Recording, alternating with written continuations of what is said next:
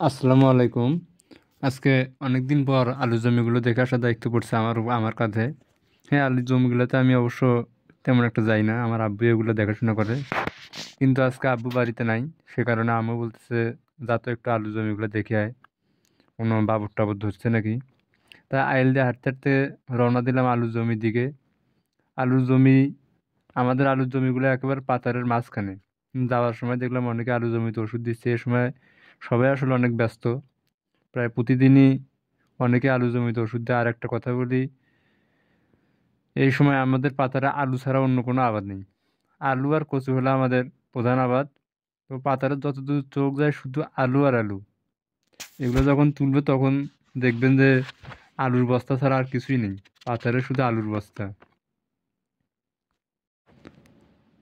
তা আসার সময় একটা জিনিস খেয়াল করলাম, গত বছরের তুলনায় এবার বাবদের পরিমাণ একটু বেশি। অনেক জমির আলুর গাছই কেন জানি মারা যাচ্ছে।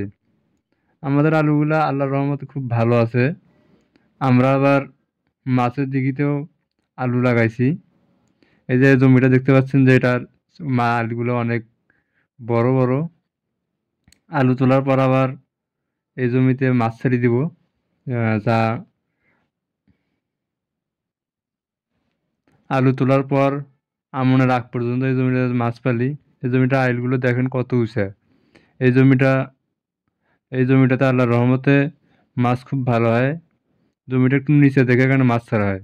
এই জমিটাতে কচু একেবারে হয় না। কচু যখন লাগাই কচু হয়, কিন্তু বর্ষাকালে অনেক বেশি পরিমাণে পানি জমি থাকে।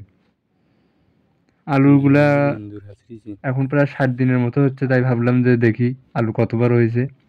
তাই একটা গাছ তুলি দেখলাম, দেখলাম ভালোই হয়েছে আলু, বেশি একটা বড় হয় নাই। এই যে আপেল বড়া এগুলো আছে না, আপেল বড়া এগুলো সমান সমান হয়েছে। আমাদের এগুলো পাকড়ি আলু। তো ভালোই হয়েছে, আলুর চেহারা অবশ্যই এবার ভালোই আছে। তো সবাই দোয়া করবেন, আল্লাহ যেন আমাদের আলুর আবাদে রহমত দান করেন। আজকে এ পর্যন্তই, খুদা হাফেজ।